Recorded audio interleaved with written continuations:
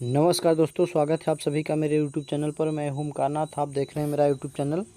आज हम current affair के इम्पोर्टेंट टॉपिक पे डिस्कस करने वाले हैं, जो कि परीक्षा की दृष्टि से इम्पोर्टेंट होने वाला है। इस वीडियो में तमाम क्वेश्चन होंगे, तो चलिए शुरू करते हैं। किस देश की संसद में 200 के अवशेषों को पेश कर दावा किया गया कि एलियंस के 1000 साल पुराने शव हैं? सऊदी अरब और भारत के प्रधानमंत्रियों के बीच कितनी रकम के निवेश के लिए संयुक्त टास्क फोर्स का स्थापित करने पर सहमति हुई है? सऊदी अरब के क्राउन प्रिंस व पीएम की भारत यात्रा के दौरान 50 अरब डॉलर के किस रिफाइनरी प्रोजेक्ट को तेजी से लागू करने पर सहमति बनी?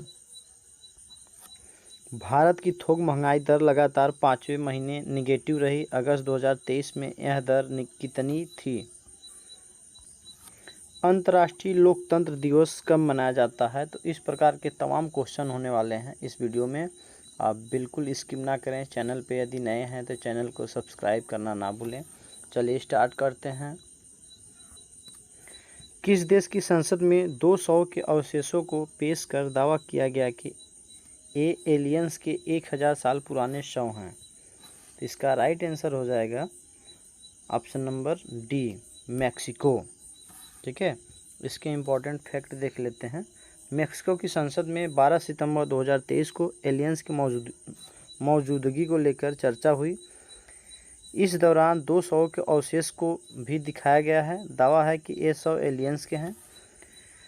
मैक्सिकन जर्नलिस्ट और यूएसोलॉजिस्ट जेम मोसान ने बताया कि ये 100 पेरू की एक खान में मिली थी, जो करीब 1000 साल पुराने हैं। ठीक है, उनका दावा है कि ये अवशेष वास्तविक एलियंस के हैं। संसद में इस इवेंट का लाइव टेलीकास्ट किया गया। कैसे हैं एलियंस के कथित 100? तो 200 में प्रत्येक हाथ में 3 अंगुलियां हैं, लंबे सिर हैं। ठीक है, ये रही एलियंस के 100 जो मिली है खुदान में, खान में। ठीक है, आप देख सकते हैं लंबे सर हैं और एक हाथ में 3 अंगुलियां हैं। ठीक है, इसलिए दावा किया जा रहा है कि एलियंस के 100 हैं। एलियंस के डीएनए की रेडियोकार्बन डेटिंग से हुई जांच। एलियंस के बारे में जेम्स मॉसन के पिछले दावे झूठे साबित हुए थे, लेकिन अब ये वैज्ञानिक तथ्य लेकर संसद पहुंचे थे। पत्रकार मोसान ने बताया कि यूएफओ सैंपल्स पर ऑटोनॉमस यूनिवर्सिटी ऑफ मैक्सिको में दृष्टि हुई थी। यहाँ वैज्ञानिकों ने डीएनए का रेडियोकार्बन डेटिंग के जरिए एनालिसिस किया कि मोसान ने कहा कि हम विशाल ब्रह्मांड में अकेले नहीं हैं, हमें इस वास्तविक को स्वीकार करने की आवश्यकता है। दावा खारिज किया यूनिवर्सिटी ने। इसके बाद मैक्सिको की नेशनल ऑटोनॉमस यूनिवर्सिटी ने जेम्स मॉसन खारिज कर दिया। कहा कि हमारे वैज्ञानिकों ने इन दोनों एलियंस मम्मी की जांच नहीं की। हमारे पास जांच के लिए सैंपल्स लाए गए थे। यह किस 100 का हिस्सा था उन्हें नहीं पता। अमेरिकी नेवी ने पूर्व पायलट भी मौजूद थे। कथित एलियंस के शवों को लकड़ी के बॉक्स में रखा गया था। सुनवाई के दौरान अमेरिकी नेवी ने पूर्व पायलट रायन ग्रेम्स भी मौजूद थे। ग्रेम्स ने ही अमेरिकी संसद में दावा किया कि सर्विस के दौरान वो एलियंस का स्पेसक्राफ्ट देख चुके हैं। उन्होंने यह भी कहा कि अमेरिका का इन यूएफओ की रिसर्च इंजीनियरिंग पर काम कर रहा है। निष्कर्ष, जेम्स मोसान ने पिछले दावे गलत साबित किए थे, इसलिए एलियंस के 100 के दावे पर भी दुनिया के वैज्ञानिकों भरोसा नहीं कर रहे हैं। वैज्ञानिकों ने इस मामले में जांच प्रतिक्रिया भी नहीं दी है। मैक्सिको की बात करें तो मैक्सिको की राजधानी है मैक्सिको सिटी। राष्ट्रपति हैं एंड्रेस मैनुअल लोपेज। पड़ोसी देश हैं यूएसए और ग्वाटेमाला। समुद्र गल्फ ऑफ मैक्सिको कैरिबियन सी और north Pacific ocean. Next question लेते हैं। सऊदी अरब और भारत के प्रधानमंत्रियों के बीच कितनी रकम के निवेश के लिए संयुक्त टास्क फोर्स स्थापित करने पर सहमति हुई? तो इसका राइट आंसर हो जाएगा 100 अरब डॉलर पर। ठीक है, इसके फैक्ट देख लेते हैं। ये हैं सऊदी अरब के सलमान क्राउन प्रिंस। ठीक है, ये दोनों वहाँ के प्रधानमंत्री भी हैं और राष्ट्रपति भी हैं, और ये रहे हमारे प्रधानमंत्री नरेंद्र मोदी जी। सऊदी अरब के क्राउन प्रिंस और प्रधानमंत्री मोहम्मद बिन सलमान बिन अब्दुल अजीज़ अल सऊद G20 समिट के बाद भारत में राजकीय यात्रा पर रहे। इस दौरान दोनों देशों की रणनीति साझेदारी परिषद SPC स्टैटिक पार्टनरशिप काउंसिल की पहली बैठक हुई। दोनों देशों के बीच 8 समझौते हुए। इस दौरान दोनों देशों के बीच 8 समझौते के हस्ताक्षर हुए। समझौतों renewable energy, digitalization, electronics, manufacturing, anti corruption सहयोग, national archive, banking, Saudi EXIM bank of EXIM bank of India के बीच द्विपक्षीय निवेश बढ़ाने पर सहयोग, समुद्र के खारे पानी को पीने लायक बनाने की तकनीक, IIT और saline water conversation corporation of Saudi Arabia. ठीक है, ये हैं सऊदी अरब के प्रधानमंत्री क्राउन बिन सलमान और ये हैं मोदी जी। ये हैं भारत की राष्ट्रपति द्रौपदी मुर्मू। ये हैं सऊदी अरब के प्रधानमंत्री मोहम्मद बिन सलमान। ठीक है, इनका बहुत लंबा नाम है।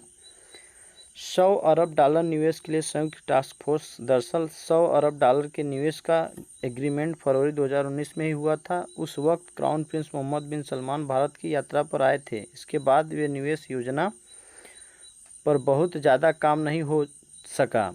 अब सितंबर 2023 में क्राउन प्रिंस की राजकीय यात्रा के दौरान $100 मिलियन के निवेश पर बातचीत हुई है। दोनों देशों के बीच के लिए जॉइंट टास्क फोर्स बनाने का फैसला किया गया है। 50 अरब डॉलर से रिफाइनरी प्रोजेक्ट बेस्ड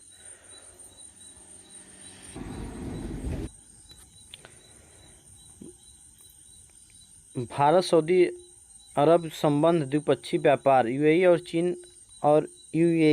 USA और चीन और UAE के बाद सऊदी अरब भारत का चौथा सबसे बड़ा व्यापार भागीदार है, जबकि भारत सऊदी अरब का दूसरा सबसे बड़ा है।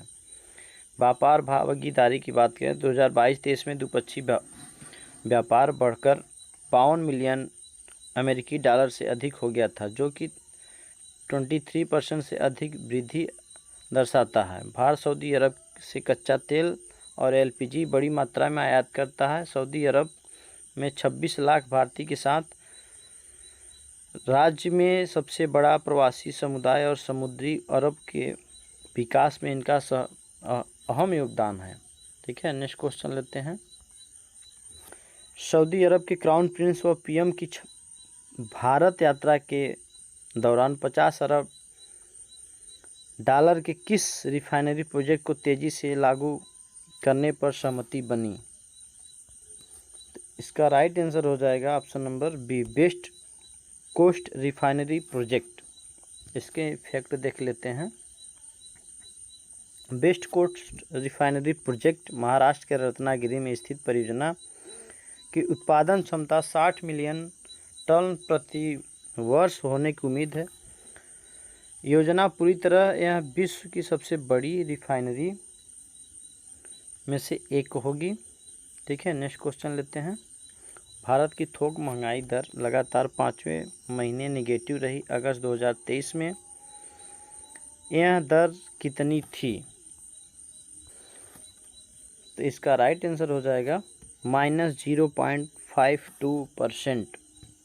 ठीक है, ये रही, आप स्क्रीन में इसका डाटा देख सकते हैं।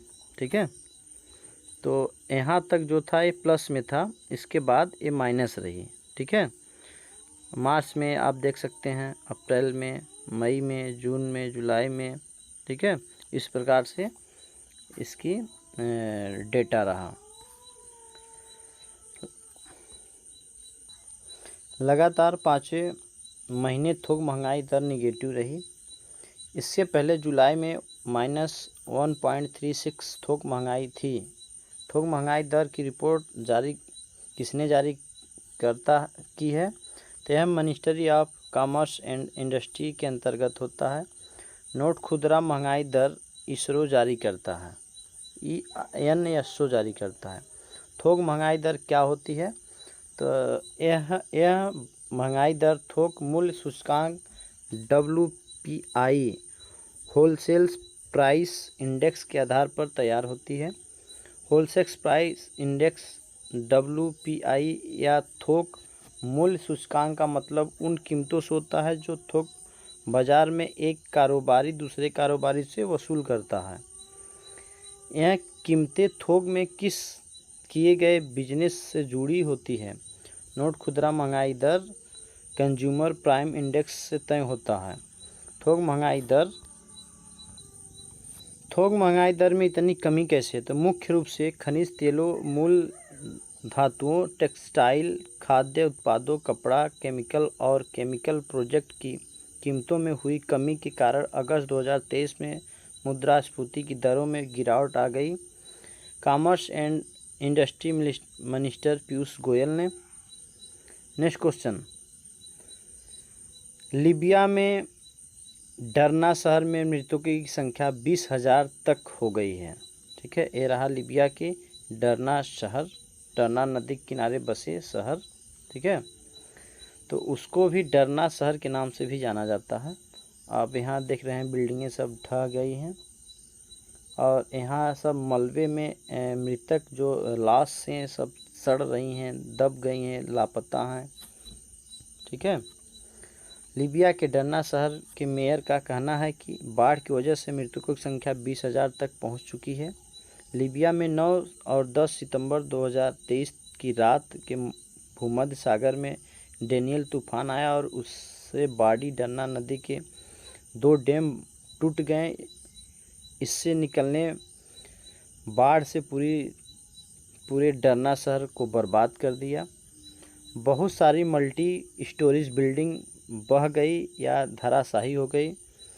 मेयर अब्दुल मेनल अल गैथी का कहना है कि वास्तव में हमें शवों को बरामद करने में विशेषज्ञ टीमों की ज़रूरत है। मुझे डर है कि मलबे में नीचे और पानी में बड़ी संख्या में शवों के कारण शहर महामारी से संक्रमित हो जाएगा।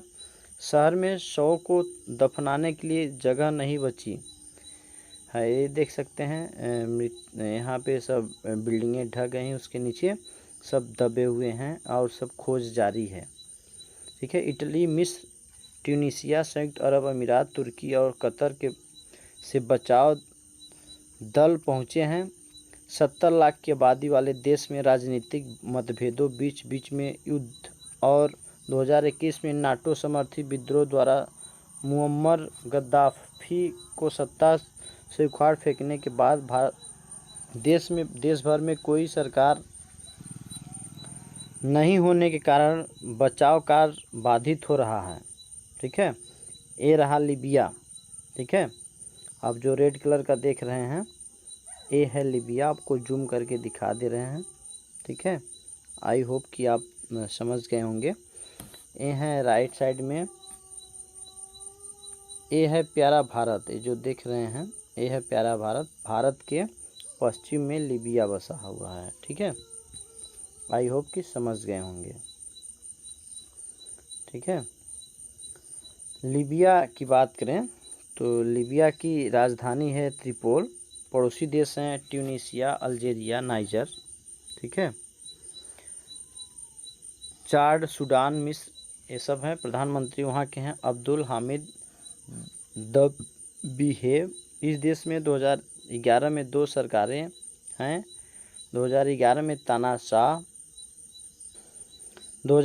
में तानाशाह मुअम्मर गद्दाफी मारे गए थे। इसके बाद से लीबिया एक तरह से 2 हिस्से में बंट चुका है। यहाँ अलग अलग हिस्सों में 2 सरकारें या 2 प्रशासन काम कर रहे हैं। एक ग्रुप गद्दाफी के समर्थकों का यह है कि एक ग्रुप गद्दाफी के समर्थकों का है तो दूसरा है कबीलाई दोनों के बीच संघर्ष होता रहता है। यूएनए के मुताबिक लीबिया के हालात पर नज़र रखी जा रही है और कुछ इमरजेंसी प्लान भी बनाए गए हैं। हालांकि वहां मदद पहुंचाने के लिए दूसरे देशों की मदद लेनी होगी। कुछ महीने पहले तुर्की और सीरिया में भूकंप के बाद जो हालात बने थे उससे भी खराब हालात लीबिया में भी है। भूमध्य सागरीय तूफान डेनियल से हुई चौंकाने वाली मौत और तबाही के दौरान तूफान की तीव्रता और इशारे के लिए, लेकिन साथ ही एक दशक से अधिक समय से अराजकता से टूटे हुए राष्ट्र की कमजोरी और की ओर इशारा किए गए देशों को प्रतिबंधित सरकारों द्वारा विभाजित किया गया है। नेक्स्ट क्वेश्चन लेते हैं। अंतर्राष्ट्रीय लोकतंत्र दिवस कब मनाया जाता है? तो ये मनाया जाता है 15 सितंबर को अंतर्राष्ट्रीय दिवस मनाया जाता है। ठीक है, इसके फैक्ट देख लेते हैं। 2023 की थीम क्या रही? तो अगली पीढ़ी को सशक्त बनाना, एम्पावरिंग द नेक्स्ट जनरेशन। लोकतंत्र दिवस का मुख्य उद्देश्य पूरे विश्व में लोकतंत्र को बढ़ावा देना होता है। इस दिवस को संयुक्त राष्ट्र ने वर्ष 2007 में घोषित किया था। नेक्स्ट क्वेश्चन लेते हैं। साफ SAFF अंडर 16 चैंपियनशिप का फाइनल किसने जीता? तो ये जीता भारत ने। ठीक है, नेक्स्ट क्वेश्चन आगे इसके इम्पोर्टेंट फैक्ट देख लेते हैं। भारत ने 10 सितंबर 2023 को फाइनल में बांग्लादेश को 2-0 से हराकर चैंपियन बन गया। फाइनल मैच चांगलीमिथांग स्टेडियम में हुआ। वर्ष 2022 का चैंपियन भी भारत था, जिसने फाइनल में नेपाल को हराया था। बेस्ट गोलकीपर सूरज सिंह, सबसे मूल्यवान खिलाड़ी MVP और बेस्ट स्कोरर मोहम्मद अरबाज। ठीक है, साफ अंडर 16 चैंपियन के बारे में बताएं तो वर्ष 2023 में SAFF अंडर 16 साफ अंडर 16 चैंपियनशिप का 8वां संस्करण था, जो दक्षिण एशिया फुटबॉल महासंघ द्वारा पुरुषों की अंडर 17 राष्ट्रीय टीमों के लिए आयोजित एक अंतर्राष्ट्रीय फुटबॉल प्रतियोगिता थी। ठीक है, नेक्स्ट क्वेश्चन लेते हैं।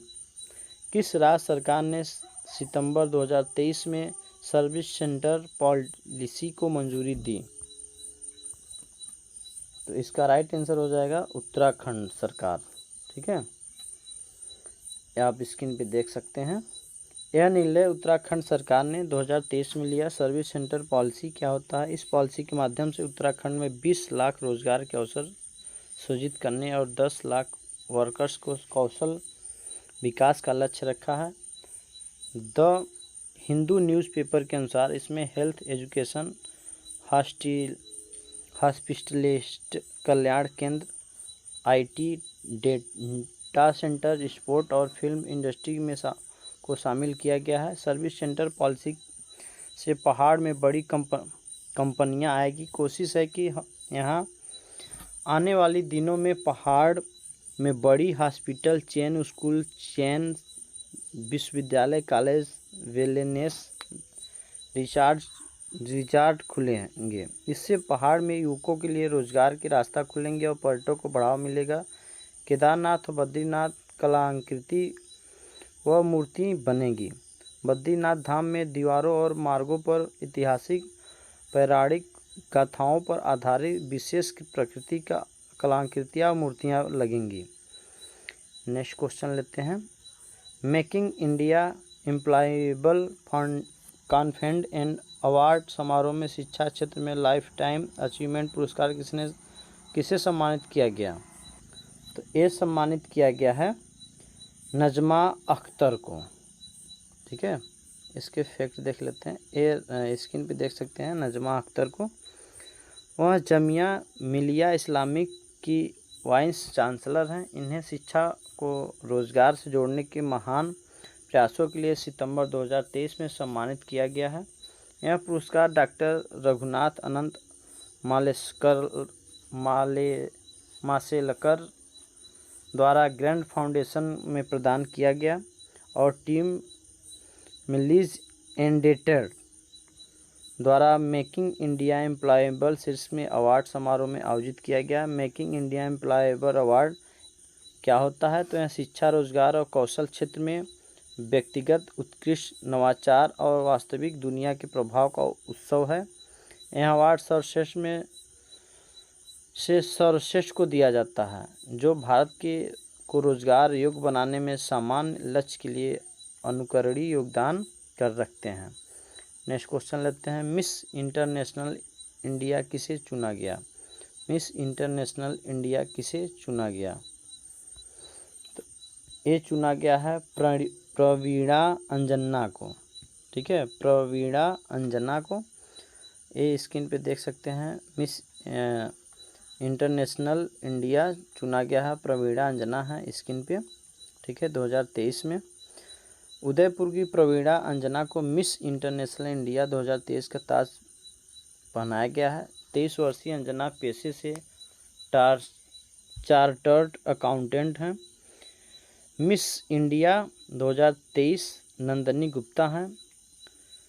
मिस इंडिया और मिस इंटरनेशनल इंडिया दोनों अलग अलग कंपटीशन होता है।